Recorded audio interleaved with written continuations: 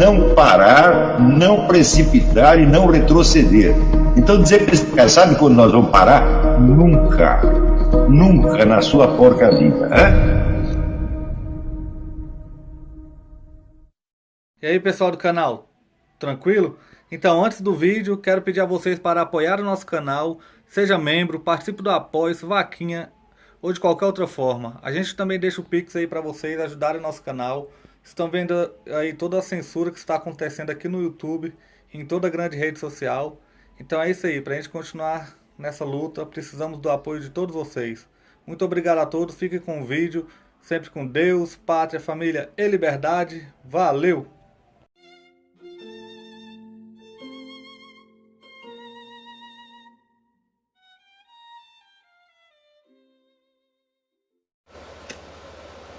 Então, por exemplo, quando eu disse isso, que a questão vamos dizer, da escravidão islâmica só entrou em linha de discussão pública nos últimos 15 anos, ele disse, isso é um absurdo, porque está aqui o fulano, que em 1960 já falava disso, etc, etc. Não, claro que se falava da escravidão islâmica. O que se descobriu nos últimos 15 anos, aliás, foi até antes, mas que só se tornou objeto de debate público nos últimos 15 anos, foi a dimensão da escravidão islâmica, enormemente maior do que todo o tráfico transatlântico. E também as características infinitamente mais cruéis e perversas da escravidão islâmica, que é uma coisa que permanecia escondida. Por exemplo, eu aqui mesmo, mais adiante, eu cito um documentário onde aparece ali uma comemoração da Unesco a respeito da escravidão, tá certo? E onde se fala só do tráfico transatlântico, quer dizer, simplesmente não se menciona a escravidão islâmica. Isso por dois motivos. Primeiro, porque a ideologia terceiro-mundista estabeleceu que o Ocidente tem que ser condenado como, né, a civilização escravagista e racista por excelência. Segundo, porque existe uma aliança entre comunistas e islâmicos, quem não sabe. E terceiro, por lealdade religiosa, quer dizer, até mesmo africanos de religião islâmica têm medo de falar contra a escravidão islâmica, de contar o que sabem, porque isso seria considerado uma deslealdade religiosa, e além do fato de que o Corão autoriza a escravidão. Então, falar contra a escravidão seria de algum modo contestar o próprio Corão. Então, uns por medo, outros por cumplicidade, outros por comprometimento ideológico, sempre varreram o assunto para baixo do tapete. Não que não falassem de escravidão islâmica, falavam, mas ou no sentido de diminuí-la, ou na melhor das hipóteses, no sentido de estabelecer um equivalentismo, como nós veremos daqui a pouco. E o que se descobriu recentemente, não é que se descobriu recentemente, na verdade começou a se descobrir na década de 60, mas para romper a barreira foi, né, difícil. Eu até mencionei como, vamos dizer, um sinal de que essa barreira agora caiu mesmo, o fato de que o livro do antropólogo africano Tidiane Ndiaye foi publicado pela Gallimard, que é a editora francesa de maior prestígio. Então, isso já não é mais um assunto, como é que se diz, marginal, a teoria da conspiração, não é mais isso. Isso aí já entrou no mainstream, tá certo? Mas entrou muito recentemente. Então, no Brasil, você vê que a ideia que se tem do assunto no meio universitário é exatamente esta que este Gustavo Moreira transmite. Ou seja, eu estou analisando o caso dele não pela característica individual, mas pela tipicidade. Isto aqui é o que se pensa a respeito na Universidade Brasileira. E o que se pensa é a repetição do discurso já consagrado da ideologia terceiro-mundista, onde existem os povos africanos, asiáticos, são as vítimas, e o Ocidente é o escravizador, o malvado, etc, etc. Versão que é apoiada, evidentemente, por todos os governos e partidos islâmicos do mundo, que lhes interessa. Tá certo? Só que essa versão não dá mais para se sustentar cientificamente. Dá para sustentar como discurso ideológico. Só que no Brasil as pessoas acreditam ainda que isso é a versão científica. Vai levar mais uns 20 anos para as pesquisas recentes chegarem no Brasil, quebrarem, derrubarem a barreira universitária e chegarem aos quantos ouvidos dentro da Universidade Brasileira. Então vamos lá. Quarto, os procedimentos bibliográficos do cidadão são um tanto exóticos. Nada sabendo do antropólogo africano Tidiane Ndiaye, que citei naquele programa, e não tendo condições de lê-lo na edição francesa, o elemento vasculhou rapidamente a internet e ficou todo feliz de encontrar um vago homônimo, Pape Ndiaye. Ele diz, não achei aquilo, está aqui um genérico. Brandindo vitorosamente contra mim. Ele pega lá uma estatística que ele viu no livro do Pape Ndiaye. Sem nem sequer notar que este Ndiaye mal tem com o primeiro a semelhança do nome. Jamais publicou qualquer estudo sobre a escravidão islâmica e nem sequer esteve na África, sendo toda a sua carreira de erudito voltada à condição dos negros nos Estados Unidos e na França. Ele é um historiador da América. São obras de história da América. E mais recentemente um estudo comparativo com a França. O que é que isso tem a ver com a escravidão islâmica, meu Deus do céu? No mínimo, o cara não é uma autoridade, tá certo, no assunto, mas em outro assunto. Aliás, nesse mesmo ponto, o anseio histérico de autojustificação leva o rapaz a fazer de si próprio objeto de uma piada involuntária, ao dizer que estava impedido de ler o verdadeiro Ndiaye por encontrar-se convalescente de uma operação na bacia. Não entendo como a recuperação do seu órgão sentante poderá ajudá-lo a entender melhor uma língua da qual ele acaba de confessar que não sabe nada ou quase nada. Mas, afinal, cada um lê por onde pode, não é mesmo? Quinto. Quer dizer, não posso ler em francês porque estou com a bacia quebrada? Quinto. Para provar que estou redondamente enganado ao dizer que um debate mais fundamentado sobre a realidade da escravidão, aqui está errado, sobre a realidade sobre a escravidão, debate mais fundamentado sobre a realidade da escravidão islâmica é coisa muito recente, datando dos últimos 15 anos, o Sr. Moreira me esfrega na cara, com os ares triunfais de sempre, o fato de que estudiosos anteriores a esse período, como Lovejoy e Costa e Silva, já haviam tratado do assunto. Nem lhe passa pela cabeça que tratar do assunto nos anos 70, 80 e 90 é uma coisa, estar atualizado com os dados mais recentes é outra totalmente diversa. E uma terceira ainda é saber que estes dados contradizem muitas opiniões correntes entre os que haviam tratado do assunto anteriormente, nos quais o Sr. Moreira continua a confiar como se tivessem dito a última palavra a respeito. Na verdade, todos os principais estudiosos que lidaram com essa matéria nos últimos anos se queixam, como Herbert S. Klein, de que, aspas, mesmo hoje, malgrado um quarto de século de pesquisas internacionais sofisticadas, o fosso entre a opinião comum e o conhecimento erudito permanece tão profundo quanto no momento em que o tráfico de escravos foi colocado em questão nos círculos cultos da Europa no século XVIII. Ou seja, a imagem pública que se tem ainda é a mesma do século XVIII, só organizada e transformada, vamos dizer, em instrumento de agressão ideológica por parte do pessoal terceiro-mundista.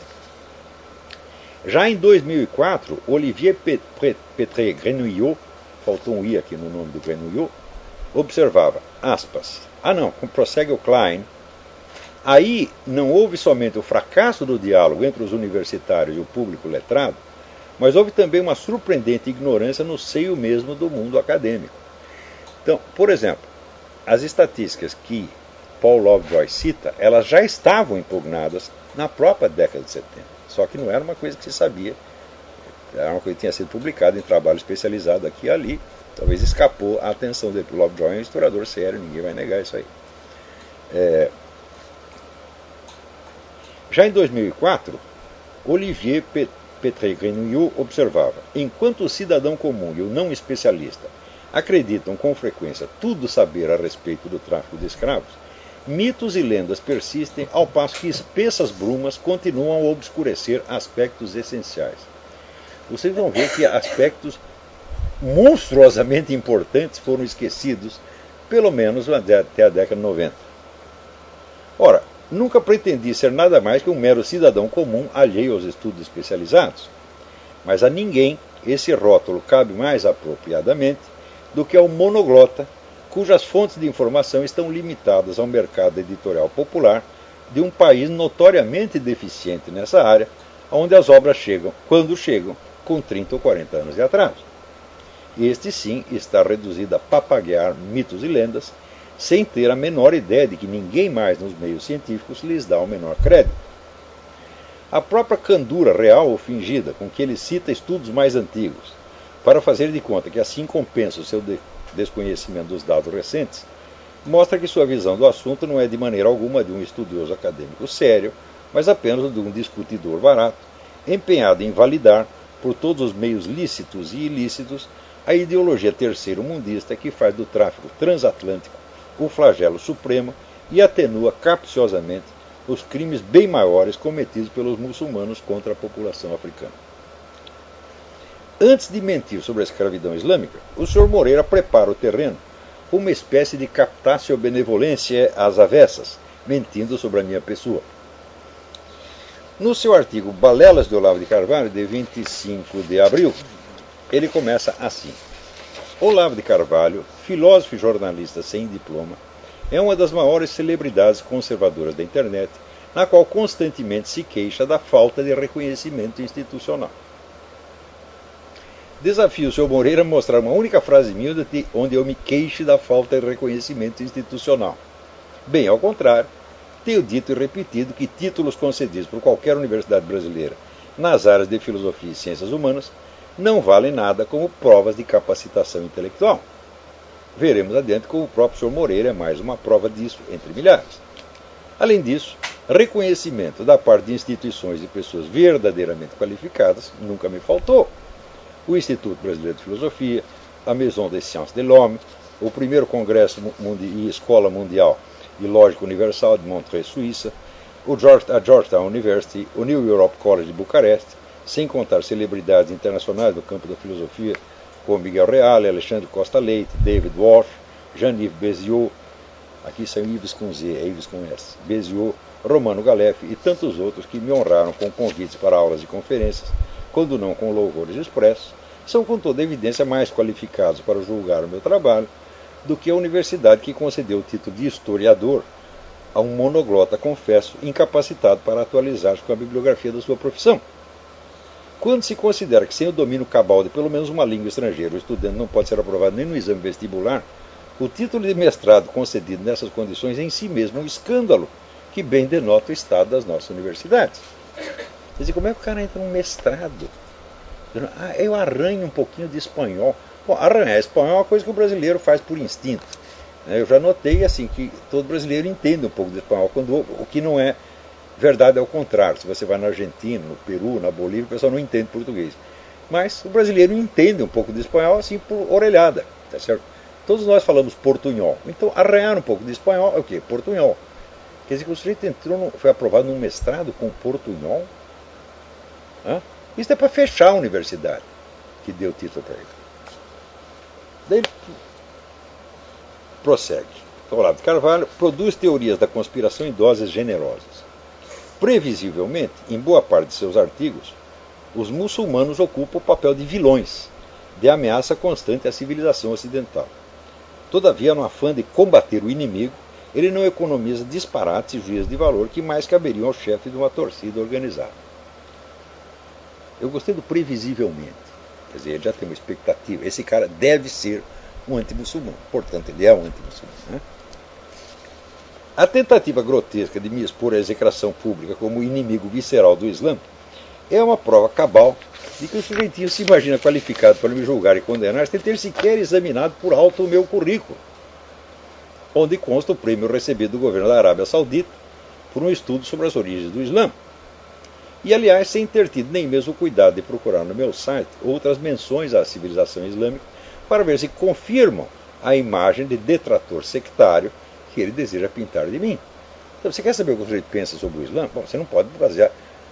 O sujeito falou uma coisa sobre a escravidão islâmica, então ele é evidentemente um detrator sistemático do Islã inteiro. Né? Então é aquele negócio do arqueólogo. Você pega um pedacinho de um pote e daí você deduz toda a história de um milênio. Né? Se tivesse o mínimo indispensável de idoneidade requerido para ler os escritos do autor antes de vociferar contra ele, o infeliz teria encontrado entre as amostras as seguintes, aspas. Na verdade, o Islã, acusado de sectarismo estreito, é a mais ecumênica das religiões. na sua doutrina da sucessão dos profetas de Adão a Maomé, estão incluídas e legitimadas todas as religiões monoteístas, concebidas como patamares históricos de uma revelação única que culmina na Laylatul Qadr, a noite do poder, quando o arcanjo Gabriel começa a ditar a Maomé os versículos do Corão. Pode achar o que quiser dessa concepção, você pode até ser contra ela, mas você não pode dizer que ela é sectária e exclui as outras religiões. Isso aí está no Corão mesmo, quer dizer, os povos que têm o livro revelado são chamados povos do livro, e a salvação deles está explicitamente garantida no próprio Corão, que tem um versículo até que diz, né, concorrei na prática do bem, que no juízo final eu dirimirei as vossas divergências. Ele falando isso para muçulmanos, cristãos e judeus. Tem outro onde ele diz que no juízo final ele enxugará as lágrimas de todos os membros do povo do livro. Então, mais garantia do que isso não é possível. Então, vamos dizer, continuo eu, no outro artigo, essas considerações impugnam a tirada anti-muçulmana com que o historiador Paul Johnson deu substancial ajuda involuntária tanto aos inimigos do Islã quanto aos de Israel e do Ocidente. Pretendendo demonstrar a radical hostilidade do Islã às demais religiões, especialmente ao cristianismo, Johnson citou a Sura 9, versículo 5. Matai os idólatras onde quer que os encontreis e capturai-os e cercai-os e usai de emboscadas contra eles. Fecha aspas. Mesmo em seu sentido mais geral possível, o termo idólatra não se aplica aos povos monoteístas. Nessa passagem em especial, ele se refere aos politeístas da Meca, mencionado no versículo anterior. Quer dizer, ele está falando dos politeístas da Meca e daí continua. Persiga-os e mata-os. Então, está falando de um alvo muito específico. Né? Isso foi publicado na época, em 20 de outubro de 2001.